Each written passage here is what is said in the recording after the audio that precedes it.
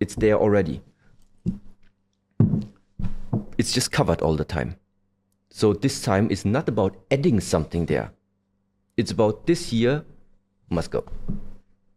And that one must also, boom, there it is.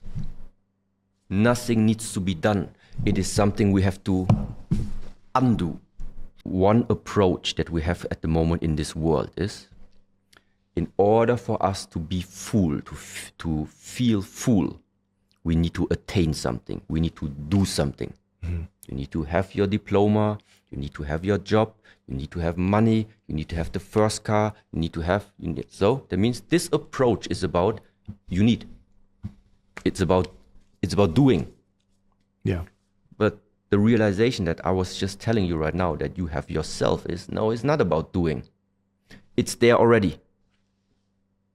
It's there already. It's just covered all the time. So this time is not about adding something there. It's about this here must go. And that one must also, boom, there it is. Nothing needs to be done. It is something we have to undo. This is the Eastern approach. Yeah, and I love the way you combine them, because you don't say you don't have to do anything. I mean, you can still do, but you have to realize that you already have what you need, right? It's the balance. It's the balance. So just right now, I think it's really helpful.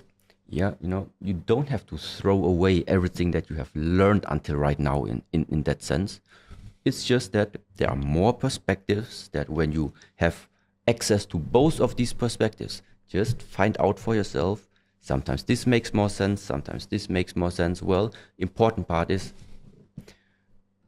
as long as you have it, you can choose when to use it. But if you don't even have it, you can't use it. So what does it mean? Whatever there is to learn in this world, it's never wrong to learn it. You never know if you will need it one day. And then it's better to have than to need. It is one way out of many that are existing. I did talk only about this my whole life because I walk this way. It doesn't mean it's the only way. It's just because I walked it for so long, it is my understanding of, okay, how do these practices interfere or are connected with building up a life that you think is worth living. That's it. What is the Shaolin practices doing for me? Help me build up a life, a quality life. That's it. If you want to call it like this, this is one of the main emphasis that I was putting in always sharing these things out.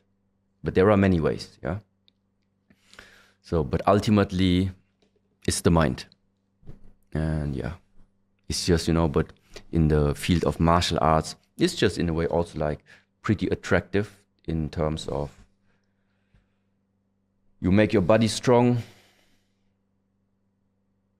You have, let's say, movements that on the one side also sometimes are quite aesthetic.